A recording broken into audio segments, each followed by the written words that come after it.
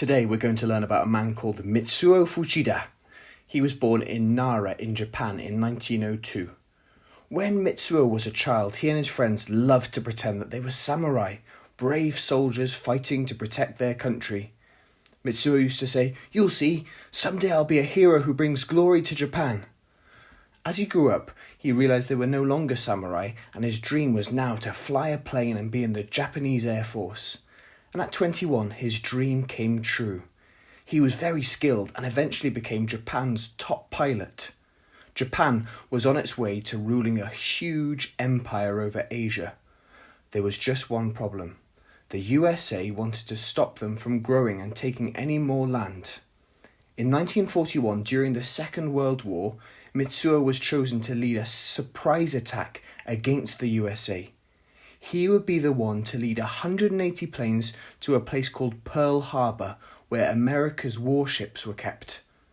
It was a brutal attack that sank 4 huge warships and destroyed many planes too.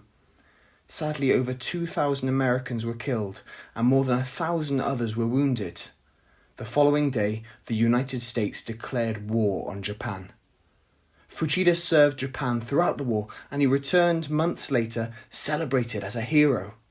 But America were angry, and years later they took revenge by dropping a huge bomb on the cities of Hiroshima and Nagasaki. Between 100,000 and 200,000 people were killed. Japan surrendered the war. The war was over, and Fuchida went from war hero to living simply with his family on their chicken farm. Mitsuo met an old friend who had been a prisoner in America during the war. But rather than telling a story of cruelty, his friend told him of a young American woman, a Christian called Peggy, who treated him and his fellow prisoners with great kindness, even though the Japanese soldiers had killed her missionary parents in the Philippines. Fuchida couldn't believe it. The code of the samurai demanded revenge against enemies, but this woman didn't want revenge. She just offered kindness to Japanese prisoners. Now this started his interest in Christianity. Later, he was given a leaflet which told the story of a man called Jacob DeShazer, an American who had been a prisoner in Japan, but he was treated horribly. He'd been kicked, beaten up and starved. DeShazer asked his guard for a Bible, and when he was given it, he read it from cover to cover. He became a believer and showed love to his captors. DeShazer explained in this leaflet that Jesus Christ had changed everything. Fuchida recognised the name of Jesus as one of the gods of the enemy. The leaflet said you could learn about Jesus in a book called the Bible. So Fuchida went to a Tokyo bookshop and bought a Bible. And all alone in his little farmhouse, he began to read. There was much he didn't understand, but what he did understand as the weeks went by was that there were not many gods for different nations, but one God who loved all nations. And this God came to earth not as an emperor or a military hero, but as a humble carpenter. The more he read, the more Fuchida felt guilt at his past. This is what he said: "I came to the death of this carpenter." He prayed from the cross, "Father, forgive them, for they know not what they do." That means Jesus had prayed for me. That night, he asked God to forgive him and became a Christian himself. He was so excited, he began to tell others. "I found the answer to despair and defeat. God had not come to lead armies, but to lead men and women out of hatred into love." He said this: "I would give anything to take back my actions at Pearl Harbor, but it is impossible. Instead, I now work at fighting the hatred which is in every human heart and causes such tragedies. That hatred can only be taken away by Jesus Christ.